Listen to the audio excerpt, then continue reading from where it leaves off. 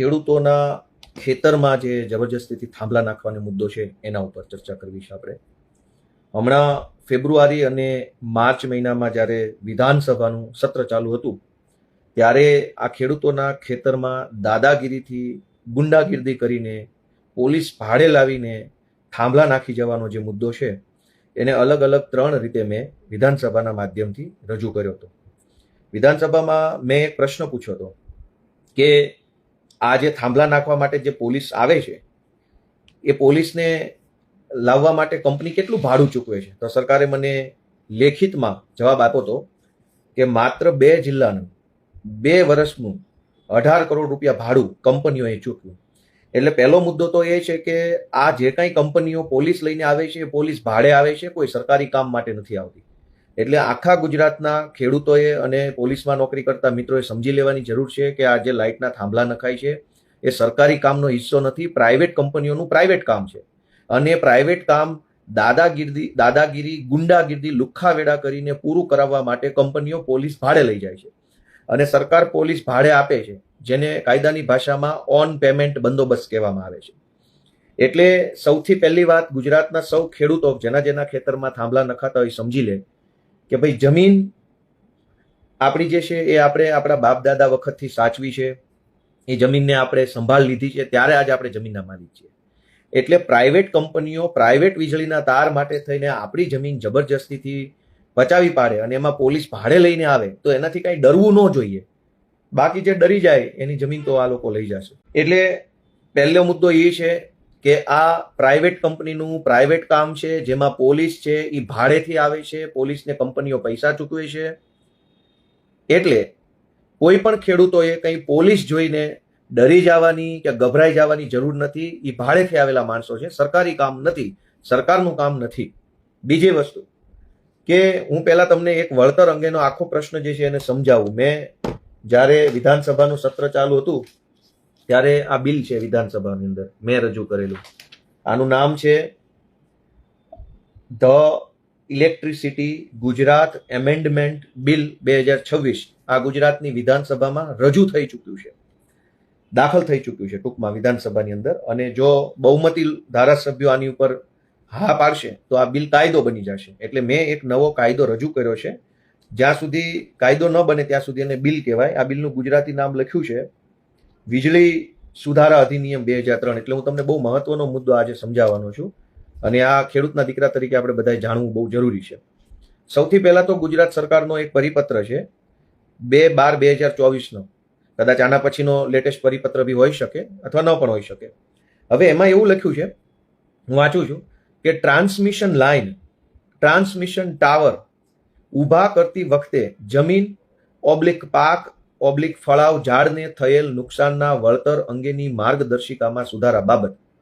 એટલે સરકાર આમાં સ્પષ્ટ કરે છે કે આ લાઇટના જે થાંભલા પ્રાઇવેટ કંપનીના નફો કરવા માટે પ્રાઇવેટ થાંભલા નાખવામાં આવે છે, એ થાંભલા નાખવા બદલ વળતરનો જે મુદ્દો છે એ વળતર છે એ પાક અથવા ફળાવ ઝાડ અથવા જમીનને થયેલ નુકસાનનું વળતર છે. યાદ રાખજો આ શેનું વળતર છે, હું આગળ વાંચું છું. ભારતીય વિદ્યુત અધિનિયમ એટલે કે ઇન્ડિયન ઇલેક્ટ્રિસિટી એક્ટ 2003 ની કલમ 67-68 ની જોગવાઈઓ સાથે ભારતીય ટેલિગ્રાફ એક્ટ 1885 ની કલમ 10 અને કલમ 16માં થયેલ જોગવાઈ મુજબ વ્યાખ્યાયિત નુકસાન માટે અસરગ્રસ્ત વ્યક્તિઓને એટલે કે ખેડૂત મિત્રો કે જમીન માલિકોને તેઓની જમીન પાક ઝાડ કે ફળને થયેલ નુકસાન પેટે વળતર આપવાની જોગવાઈ કરવામાં આવેલ છે. હવે આપણે આ લાંબુ છે નથી વાંચવો, પણ વારંવાર આમાં એક શબ્દ લખ્યો છે કે ઝાડ ફળ અને જમીનને થયેલ નુકસાનનું વળતર આપવાની બાબત છે. આ ગુજરાતની ભાજપની સરકારની ખેડૂતો સાથેની ભયંકર છેતરપિંડી છે. અને હું તો ખેડૂતોને હિન્દુ ખેડૂત એવો શબ્દ વાપરું છું મારે, કેમ કે આ બધા જ ખેડૂતો તો હિન્દુ છે અને હિન્દુઓના નામે ભાજપની દુકાન 30 વર્ષથી ચાલે છે. તો મારો અવાજ આવે છે કે નહીં વચ્ચે વચ્ચે કહેતા રહેજો, અને વિડીયો બરાબર દેખાય છે કે નહીં એ પણ જણાવતા રહેજો મિત્રો. હિન્દુ ખેડૂતોના ખેતરમાં દાદાગીરીથી જબરજસ્તીથી લાઇટના પ્રાઇવેટ કંપનીના થાંભલા નખાવવા માટે સરકાર પોલીસ ભાડે આપે છે. હવે મેં આ નવો કાયદો રજૂ કર્યો છે વિધાનસભાની અંદર, જે બહુમતીથી દાખલ થયો છે પણ બહુમતીથી પાસ થયો નથી. જો બહુમતીથી પાસ થાય તો શું થાય હું તમને હમણાં સમજાવીશ. પહેલો વિષય એ લઈએ કે અત્યારે જે થાંભલા નાખવામાં આવે ત્યારે પોલીસ અથવા કોઈ ભાજપના માણસો અથવા કોઈ ભાજપ તરફી વ્યક્તિઓ એવું કહેશે કે ભાઈ આમાં તો કલેક્ટરનો હુકમ છે, કલેક્ટરનો હુકમ છે. એટલે ભાઈ કલેક્ટરે હુકમ શેના આધારે કર્યો? તો કે ભારતીય ટેલિગ્રાફ અધિનિયમ, ઇન્ડિયન ટેલિગ્રાફ એક્ટ 1885, આજની તારીખે દેશમાં લાઇટના થાંભલા નાખવા માટે આખા દેશમાં 1885માં અંગ્રેજોએ બનાવેલો કાયદો ઉપયોગમાં લેવામાં આવે છે. અંગ્રેજોએ દેશની અંદર ટેલિગ્રાફ લાવ્યા હતા. ટેલિગ્રાફ, પહેલા ટેલિગ્રાફ હતા, પછી ટેલિગ્રામ આવ્યા, પછી અલગ અલગ વર્ઝન આવતા ગયા, પણ સૌથી પહેલા ટેલિગ્રાફ આવતા. અંગ્રેજોએ ભારતના ખેડૂતોના ખેતરમાંથી ટેલિગ્રાફનો થાંભલો નાખવા માટે 1885માં જે કાયદો બનાવ્યો હતો એ કાયદામાં 1% 1 પૈસાનો સુધારો કે વધારો કે ઘટાડો કર્યા વગર જેવો 1885માં હતો એવો ને એવો કાયદાનો ઉપયોગ આજે 2026માં આ ભાજપની સરકાર કરી રહી છે. તો સરકારમાં ભાજપના માણસોને કોઈ શરમ નહીં આવતી હોય કે તમે આ કાયદો આજના જમાના પ્રમાણે સુધારો વધારો કરો? અમથા તો એમ બહુ કહે છે કે નામ બદલી નાખવું આ શહેરનું આ ગામનું, કેમ કે એ બધું અંગ્રેજો સાથે જોડાયેલું છે. તો અંગ્રેજોના કાયદા શું કામ વાપરો છો? અંગ્રેજોએ તો ચૂસવા માટે, ખેડૂતોની જમીન પચાવી પાડવા માટે આ કાયદો બનાવ્યો હતો. તો તમે અંગ્રેજોના કાયદો કેમ વાપરો છો? સારો કાયદો બનાવવો જોઈએ. હવે સારો કાયદો કેવો હોય એ આ મેં બનાવ્યો છે, આ ગુજરાતની વિધાનસભાને મેં આપેલો છે. પહેલી વાત કે ખેડૂતના ખેતરમાં જે થાંભલો નાખવામાં આવે છે ને જે તાર કાઢવામાં આવે છે એમાં જમીનનું વળતર ચૂકવવાનું હોતું જ નથી, ઝાડનું વળતર ચૂકવવાનું હોતું જ નથી, ફળનું ચૂકવવાનું હોતું જ નથી. વળતર શેનું ચૂકવવાનું છે એ મેં આ કાયદામાં લખ્યું છે. અને આ કાયદો તમારે મેં જે બનાવ્યો છે એ વાંચવો હોય, જે ગુજરાતની વિધાનસભામાં દાખલ થઈ ચૂક્યો છે. આ કાયદો તમારે વાંચવો હોય તો નેવા નામની વેબસાઇટ છે, NEVA, નેશનલ ઈ વિધાન એપ્લિકેશન, ગૂગલ ઉપર સર્ચ કરશો તો એમાં મળશે ને એમાં મારા નામ સાથે આ કાયદો હશે. પહેલી બાબત કે આ જે વળતર જે છે એ વળતર શેનું ચૂકવવાનું છે અને કેવી રીતે ચૂકવવાનું? અત્યારે આ લોકો શું કહે છે કે ઝાડવાનું વળતર આટલું, જમીનનું વળતર આટલું. નહીં, એમ નહીં. સૌથી પહેલા તો ધારો કે 10 વીઘાની કોઈની જમીન હોય અને એ 10 વીઘા જમીનના કોઈ પણ સાઈડમાં, ઉપરની સાઈડ, નીચે, આજુબાજુ કોઈ પણ જગ્યાએ જો વીજળીનો પ્રાઇવેટ કંપનીનો થાંભલો આવે એટલે આખી જમીનની કિંમત ઘટી જાય છે. 5 લાખનો એક વીઘો જમીન હોય પણ એ જમીનમાં જો પ્રાઇવેટ કંપનીનો થાંભલો ઘૂસી જાય એટલે 5 લાખનો વીઘો નહીં આવે, પછી એની માર્કેટ વેલ્યુ ઘટી જાય. તો સરકારે સૌથી પહેલા જે જમીનની માર્કેટ વેલ્યુ ઘટી જાય છે, બજાર ભાવ ઘટી જાય છે, એ ઘટેલા બજાર ભાવનું વળતર આપવાનું છે. એની તો કોઈ ચર્ચા જ કરતા નથી અને વાતો એવી કરે છે કે ભાઈ અમે ઝાડવાનું ને પાંદડાનું, ફળ ફૂલનું વળતર આપી દઈશું. ના, એનું નથી આપવાનું. કોઈ પણ જમીનની અંદર સરકારી થાંભલો કે પ્રાઇવેટ થાંભલો આવે એટલે એ જમીનની કિંમત ઘટી જાય. આખી કિંમત ઘટી તો એ જે ખેડૂતને જમીનના બજાર ભાવમાં નુકસાન ગયું એ નુકસાનીનું વળતર કંપનીએ અથવા સરકારે ચૂકવવું જોઈએ. પરંતુ હાલમાં ભાજપની સરકાર કે પ્રાઇવેટ કંપની આવું કોઈ વળતર ચૂકવતી નથી અને આવું વળતર ચૂકવવું ન પડે એટલે ભાડે પોલીસ લઈને આવી અને ધોકા પછાડી, દમદાટી મારી અને પ્રાઇવેટ કંપનીના થાંભલા ખેડૂતના ખેતરમાં નાખી દેવામાં આવે છે. નંબર એક થઈ ગયો કે આ જમીનની માર્કેટ કિંમત ઘટે એનું વળતર આપવું જોઈએ. નંબર 2 કે અત્યારે ખેડૂતના ખેતરમાં થાંભલા નાખવામાં દાખલા તરીકે આવે, કંપની એમ કહે કે હું 2 લાખ વળતર આપીશ, ખેડૂત એમ કહે કે મને 5 લાખ વળતર આપો તો હું નાખવા દઈશ. 5 લાખ આપે તો પણ ખોટું છે, 2 લાખ આપે તો પણ ખોટું છે. કેમ? ધારો કે આજના ખેડૂતે 5 લાખ રૂપિયામાં સહમતિ દર્શાવી અને થાંભલો નાખવા દીધો, કાલે એ જમીનના 2 ભાગ પડે ભાઈઓ વચ્ચે, એક નાના ભાઈ અને મોટા ભાઈ, ત્યારે કોઈ એક ભાઈના ભાગમાં થાંભલાવાળું ખેતર જશે. એ વખતે શું? થાંભલાવાળું ખેતર જે ભાઈના ભાગમાં ગયું એ ભાઈને 7/12ની અંદર તો 5 વીઘાના 2 ભાગ પડ્યા એટલે 5 વીઘા બતાવશે, પણ એ ભાઈ એકચ્યુઅલી 5 વીઘાનો માલિક નહીં હોય, કેમ કે 5 વીઘામાંથી કેટલીક જમીનમાં થાંભલો હશે અને કેટલીક જમીનમાં તાર નીકળતો હશે. તો એ વખતે જમીનનો વારસાઈથી ખાતેદાર બનનારો જે માણસ છે એના હકનું, અધિકારનું શું? એનો જવાબ પ્રાઇવેટ કંપની પાસે કે ગુજરાતની ભાજપની સરકાર પાસે નથી. એટલે ભાડેથી પોલીસ લાવી દાદાગીરી, ગુંડાગીરી કરી અને ખેડૂતના ખેતરમાં થાંભલા નખાવવાની કોશિશ થઈ રહી છે. મારો આ કાયદો એવું કહે છે. હા, એક બીજી વાત પણ એમાં એવી છે, ઘણા એવા ખેતરો હોય છે કે જે ગામ અથવા શહેરની નજીક હોય.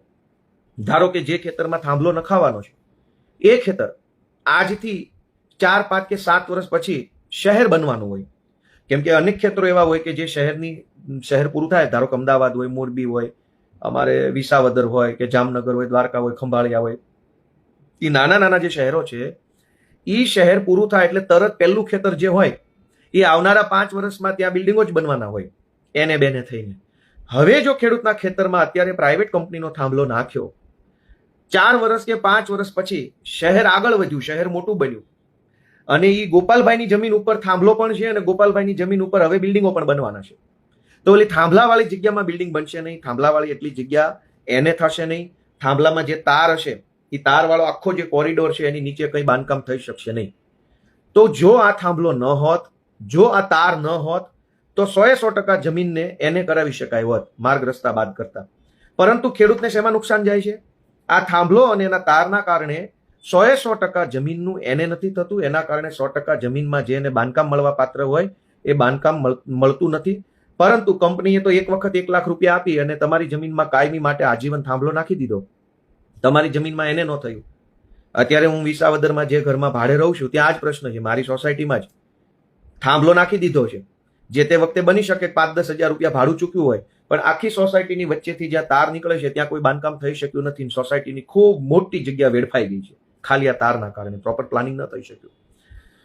તો આ પ્રાઇવેટ કંપનીઓ જે છે એણે જેટલી જમીનમાં થાંભલો નાખે છે અને જેટલી જમીનમાં કોરિડોર છે એ જમીનનું સંપાદન કરી અને વેચાતી જ લઈ લેવી જોઈએ. માર્કેટ કિંમત અત્યારે જે હાલતી હોય અને ભારતનો જે જમીન સંપાદન અધિનિયમ 2013 બનેલો છે એ પ્રમાણે આ જમીન તમારે વેચાતી લઈ લેવી જોઈએ.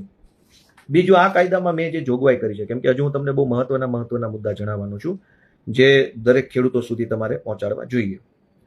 હાલમાં હવે શું થાય છે કે કલેક્ટરને બધી જ સત્તાઓ આપી દીધી છે અંગ્રેજોના કાયદા પ્રમાણેની. 1885નો જે કાયદો છે ભારતીય ટેલિગ્રાફ અધિનિયમ, ખરેખર જમીનની સ્થિતિ બદલાણી, ખેતીની સ્થિતિ બદલાણી, નવી પેઢી આવી, નવી ટેકનોલોજી આવી, નવા સાધન સંસાધન આવ્યા, તો કાયદો પણ એના પ્રમાણમાં નવો હોવો જોઈએ. કાયદો 1885નો અને વીજળીના તાર નાખવામાં આવે છે 2026માં, તો કેવી રીતે ચાલશે? તો વીજળીના તાર 2026માં નાખી શકો છો, તો કાયદો પણ 2026ના જે પ્રશ્નો છે, જે મુદ્દાઓ છે, સમાજની માંગ છે, જે જરૂરિયાત છે એ પ્રમાણે હોવું જોઈએ. પણ જૂના કાયદાને બદલ્યા વગર એનો ગેરલાભ લેવા માટે થઈ અને સરકાર મન ફાવે તેવા થાંભલા નાખે છે. અને મને એવું લાગે છે કે એક વખત બધા થાંભલા નખાઈ જશે ને પછી આ કાયદો સુધારશે કે હવે ખેડૂતને જાજુ વળતર આપશું. હવે તમે બીજી એક વસ્તુ કે થાંભલો નાખવા જ્યારે આવે છે ત્યારે થાંભલાની કંપનીના માણસો એક્ઝેક્ટ કઈ જગ્યાએ એની માહિતી નથી આપતા. 10 વીઘાનું ખેતર હોય, હવે કોઈક રાજકીય માણસનું ખેતર આવે તો થોડોક આમ નાખી દે, કોઈક માથાભારે માણસનો આવે તો આમ નાખી દે. તો એક્ઝેક્ટ થાંભલો પિન પોઈન્ટ ક્યાં, તો એના અક્ષાંશ અને રેખાંશ આપવા ફરજિયાત છે, પણ કોઈ ખેડૂતોને ક્યાંય અક્ષાંશ રેખાંશ આપવામાં આવતા નથી. જેના કારણે શું કરે કે કાગળ ઉપર થાંભલો અલગ જગ્યાએ આવતો હોય, પણ ત્યાં માથાભારે માણસનું ખેતર હોય એટલે તમારા ખેતરમાં થાંભલો ખસેડી દે. બીજી વસ્તુ એ છે કે ખેડૂતો જ્યારે આ થાંભલો નાખવામાં આવે છે તો પ્રાઇવેટ કંપનીનો થાંભલો છે. પ્રાઇવેટ કંપની અત્યારે થાંભલો નાખે અને અત્યારે 2 લાખ કે 5 લાખ કે બહુ તો 10 લાખ વળતર આપે એ કોઈ મતલબ નથી. કેમ કે કંપની તો આજીવન ઈ થાંભલામાંથી પૈસા કમાવાની છે. કંપનીએ સોલાર પ્લાન્ટ બનાવ્યો ખાવડા કચ્છમાં, ત્યાંથી વીજળી ઉત્પન્ન થઈ, ઈ થાંભલે ચડાવી, થાંભલો તમારા ખેતરમાંથી નીકળ્યો, એ વીજળી શહેરોમાં ગઈ કે ગમે ત્યાં ગઈ. કંપની આજીવન 100, 200, 500 વર્ષ સુધી પૈસા કમાશે, પણ ખેડૂતને તો એક વખત જ દઈ દેશે લાખ રૂપિયા કે 2 લાખ કે 3 લાખ કે 4 લાખ. તો કંપની જેટલા પૈસા કમાય છે એમાંથી અમુક ટકામાં પૈસા ખેડૂતને આપવા જોઈએ આજીવન, અથવા તો ઈ જમીન સંપાદન કરીને ખરીદીને લઈ લેવી જોઈએ. આ 2 જ રસ્તા છે. બળતરનો કોઈ મતલબ જ નથી. કેમ કે જમીનની માર્કેટ વેલ્યુ ઘટી જાય છે, જમીનના ભાઈઓ ભાગ પડવામાં પ્રોબ્લેમ આવે છે, જમીન એને કરાવવામાં તકલીફ પડે છે, 100% એને નથી થઈ શકતું, જમીનમાં બાંધકામ નથી થઈ શકતું. બીજું કે એર સ્પેસ રોકાઈ જાય છે. એર સ્પેસ એટલે કે ત્યાં લાઈન નીકળી તો ત્યાં નાળિયેરી નહીં વાવી શકાય, ઊંચા ઝાડ જે હોય એ નહીં વાવી શકાય. તો કાયદો એવું કહે છે કે જેની જમીન છે એની ઉપરનું આકાશ અમુક ફૂટ અમુક મીટર સુધી માણસનું છે. કેમ કે ધારો કે આ ગોપાલભાઈની અગાસી છે તો એની ઉપર રમેશભાઈ આમ મકાન બનાવી શકશે? નહીં બનાવી શકે. આવી રીતે મારી અગાસી ઉપર બીજો પોતાની અગાસી આમ નહીં લાવી શકે. શું કામ? કે ગોપાલભાઈની અગાસી ઉપર બીજો માણસ આમ નહીં કરી શકે. એનો અર્થ એ થયો કાયદો એમ કહે છે કે જે જમીન તમારી છે એની ઉપર કેટલાક મીટર સુધીનું આકાશ પણ તમારું છે, કેટલાક મીટરથી ઉપરનું આકાશ જે છે એ સરકારનું છે. એટલે મારું એવું કહેવું છે કે જે આકાશ રોકાઈ ગયું આપણું, ખેતરમાં થાંભલો આવ્યો, એના તાર આવ્યા, એના કારણે અમુક મીટર સુધી આકાશનો અધિકાર હતો એ આપણો છીનવાઈ ગયો. તો એ આકાશનો અધિકાર જે છે એ છીનવાઈ જાય તો એનું વળતર કોણ આપશે? એના પૈસા કોણ આપશે? માનો કે મારે નાળિયેરી વાવવી છે, પણ થાંભલાના કારણે નાળિયેરી નથી વાવી શકતા, તો એના પૈસા કોણ દેશે? એટલે એવું નથી કે થાંભલો નાખવા આવે ત્યારે એક વખત, બે વખત, 5 વખત, એક જ વખત, આમ તો એક વખત 1 લાખ, 1.5 લાખ, 2 લાખ, 5 લાખ આપી દે એટલે બહુ સારું. ના, એવો પ્રશ્ન નથી. આ બહુ લાંબો પ્રશ્ન છે. બીજું, થાંભલો નાખ્યો છે તો દર વર્ષે મેન્ટેનન્સ માટે થઈને કેટલાક માણસો ને કેટલાક વાહનો એ થાંભલા પર પણ આવે, એ તાર માટે આવે, કાયમ માટે આવે. હવે કાયમ વળતર તો એક વખત જ આપ્યું. ધારો કે 1 લાખ આપ્યું, કે 2 લાખ આપ્યું, કે 4 લાખ આપ્યું, કે 5 લાખ આપ્યું, પણ સિંગલ ટાઈમ, વન ટાઈમ. તો મારું એવું કેવું છે કે એક જ વખત વળતર આપ્યું, કમાણી તો આખી 100-200 વર્ષ સુધી કંપની કરવાની છે. તો દર વર્ષે જ્યારે કંપનીની ગાડીઓ ત્યાં મેન્ટેનન્સ કરવા માટે આવે, સર્વિસ કરવા માટે આવે, રિપેરિંગ કરવા માટે આવે, આપણા ખેતર ઉપર ચાલે, આપણા રસ્તા ઉપર ચાલે, એનું વળતર કોણ આપશે?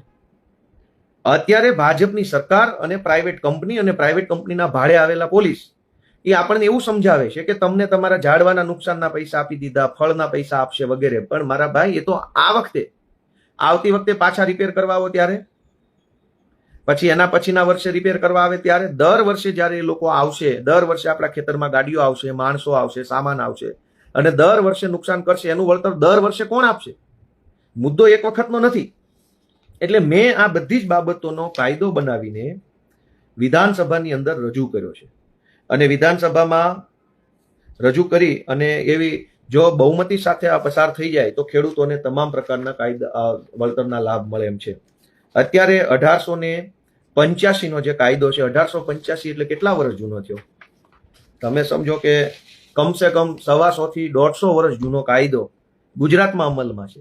અને ગુજરાતની સરકાર એવું કહે છે કે અમે ખેડૂતોના હિતેચ્છુ છીએ. ભાઈ, ખેડૂતોના હિતેચ્છુ છો તો નવો કાયદો બનાવો. 1885 નો કાયદો આડો રાખી કલેક્ટરોનો અને પોલીસનો દુરુપયોગ કરી અને ખેડૂતોના ખેતરમાં શા માટે દાદાગીરીથી, જબરજસ્તીથી થાંભલા નાખવામાં આવે છે? એટલે ગુજરાતની વિધાનસભામાં 24મી માર્ચ 2026 ના રોજ મેં આ કાયદો રજૂ કર્યો છે. કદાચ આ તમને ઊંધું ચિત્ર બતાતું હશે, ફ્રન્ટ કેમેરામાં છે. એટલે મેં સરકારને અને બધા ખેડૂતોએ એક જ મુદ્દાની માંગણી કરવી જોઈએ ગુજરાતમાં કે નવો કાયદો બનાવો, વળતરનો નવો કાયદો બનાવો આ વીજળીની લાઈનનો. એકચ્યુઅલમાં દોસ્તો એક બીજો પણ પ્રશ્ન છે કે આ પ્રાઇવેટ કંપનીઓ એ ભાજપના નેતાઓને ધરાઈને અબજો રૂપિયા આપે છે અને ભાજપના નેતાઓ કાયદો સુધારતા નથી. મૂળ પ્રશ્ન હજુ એક બીજો છે. ખેડૂતને 1 લાખ કે 5 લાખ, 8 લાખ વળતર આપી દે એ તો કોઈ સમસ્યાનું સોલ્યુશન નથી જ. એના કરતાં મોટો પ્રશ્ન એ છે કે આખા ગુજરાતમાં મન ફાવે તે દિશામાં અત્યારે આ વીજળીની લાઈનો નીકળે છે. ખબર નહીં કઈ લાઈન ક્યાંથી ક્યાં જાય છે. સરકારે પૈસા ખાવાના બદલે આખા ગુજરાતમાં એક નક્કી કરેલો રસ્તો બનાવી લેવો પડે કે ગુજરાતના કોઈ પણ છેડેથી, માનો કે કચ્છ બાજુથી જેટલી લાઈનો નીકળશે એ કયા રૂટ ઉપર નીકળશે, દક્ષિણ ગુજરાતથી જેટલી લાઈનો નીકળશે એ કયા રૂટ ઉપર નીકળશે, ઉત્તર ગુજરાતથી નીકળશે કયા રૂટથી નીકળશે, એનો એક ડેડિકેટેડ કોરિડોર બનાવવો જોઈએ. અત્યારે શું છે, જે કંપનીને જ્યાં મજા આવે ને, એટલે તમે અનેક ગામડાઓની પરિસ્થિતિ એવી થઈ ગઈ છે કે એક થાંભલો આમ નીકળે છે, બીજો આમ નીકળે છે, ત્રીજો આમ નીકળે છે, ચોથો આમ નીકળે, બધું ઘૂંચમઘૂંચી થઈ ગઈ છે.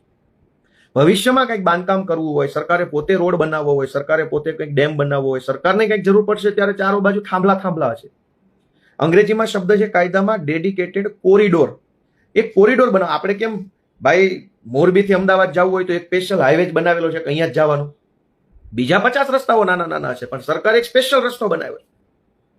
તો આ વીજળીની લાઈનો મન ફાવે એ દિશામાં જાય છે. એ કોણ નક્કી કરે છે? કેવી રીતે નક્કી થાય છે? અત્યારે અનેક હાઈવે ઉપર નીકળું છું હું તો, પાર્ટીના કામથી, સમાજના કામથી, દરેક હાઈવે ઉપર હું ફરતો હોઉં છું. કાઠિયાવાડથી અમદાવાદ, ગાંધીનગર આવું, ઉત્તર ગુજરાત જાઉં, મોરબી સાઈડ જાઉં છું, કચ્છમાં જાઉં, કાઠિયાવાડથી રાજકોટ જાઉં, રાજકોટથી પાછું હું જામનગર જાઉં છું, જામનગરથી ભાવનગર આવું, ભાવનગરથી બોટાદ જાઉં, બોટાદથી અમરેલી. તો રસ્તામાં મન ફાવે એ રીતે થાંભલાઓ આમથી આમ જઈ રહ્યા છે. સરકારે જો આટલા બધા થાંભલા નખાઈ રહ્યા છે તો એક ડેડિકેટેડ કોરિડોર બનાવવો પડે કે દરેક થાંભલા આ લાઈનમાં આવશે. આકાશમાં વિમાનને કયા રસ્તા ઉપર ચલાવવું એનો નિયમ બનેલો છે. દરેક વિમાનો આકાશમાં મન ફાવે એ દિશામાં નથી ચાલતા. આકાશ તો ખુલ્લું છે, એટલું વિશાળ આકાશ છે કે ત્યાં જગ્યા ઘટે એમ જ નથી.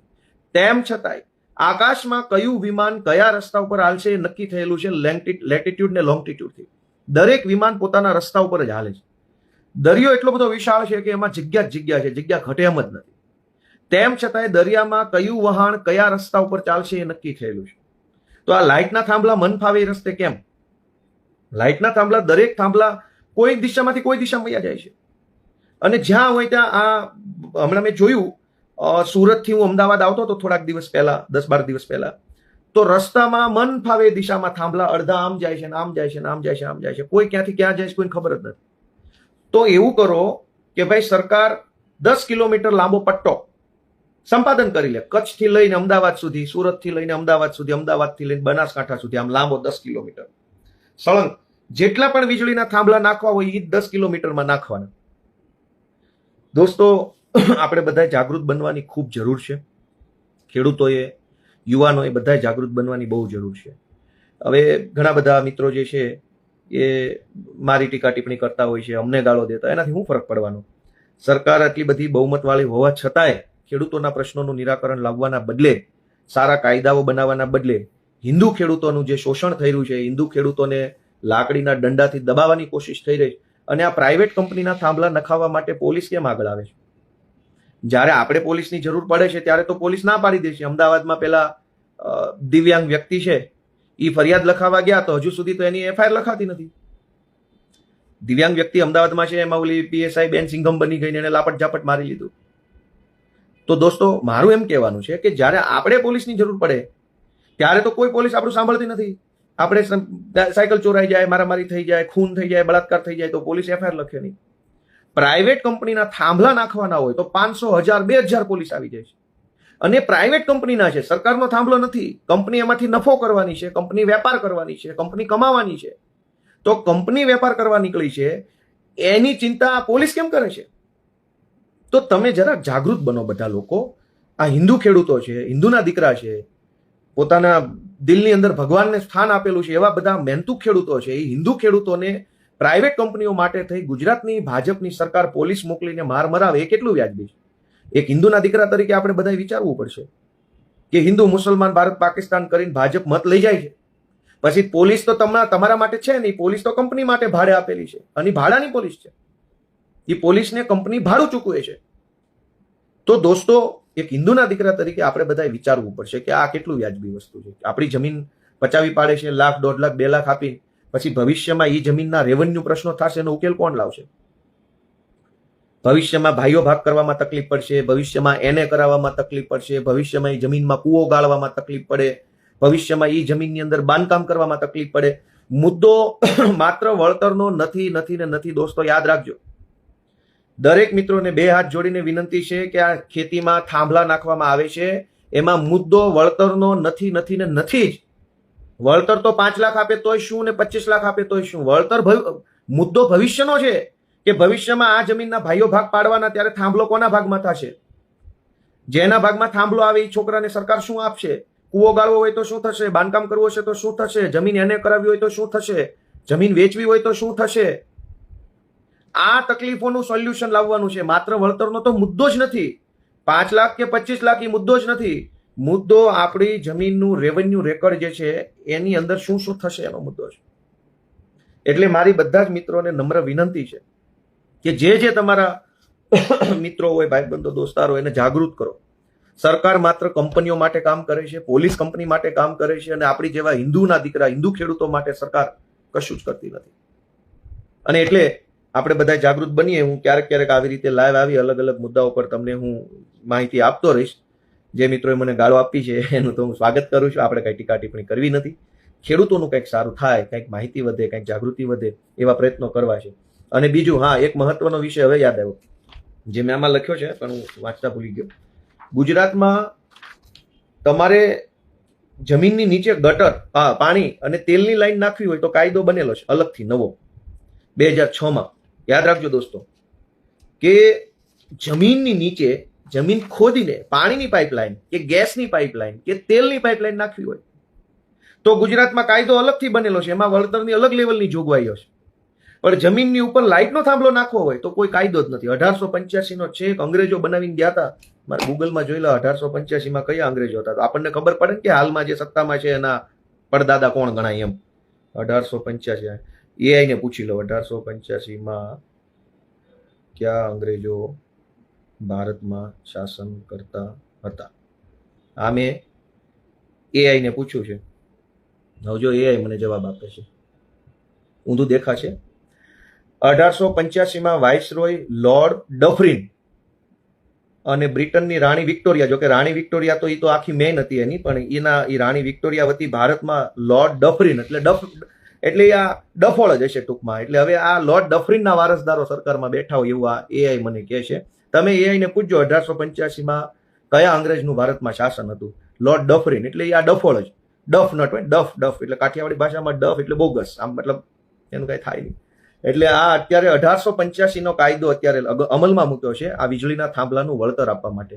હવે 1885માં કેટલું વળતર હોય, ત્યારે રૂપિયાની કિંમત શું હોય, જમીનની કિંમત શું હોય, પાકની કિંમત શું હોય, સમાજમાં મોંઘવારી કેટલી હોય, પૈસાની કિંમત કેટલી હોય. આજે 2026 છે તો આ લોર્ડ ડફરિનના વારસદારો જે કાંઈ છે એને મારી એટલી જ વિનંતી છે કે ભાઈ હવે તમે લોર્ડ ડફરિનમાંથી લોર્ડ 2026 થાવ, નવો કાંઈક સારો કાયદો લાવો અને ગુજરાતના જે કાંઈ ખેડૂતો છે એને તમે સારું કાંઈક જમીનનો ફાયદો મળે એવું કરી આપો. તો બસ આટલું જ કહેવાનું છે.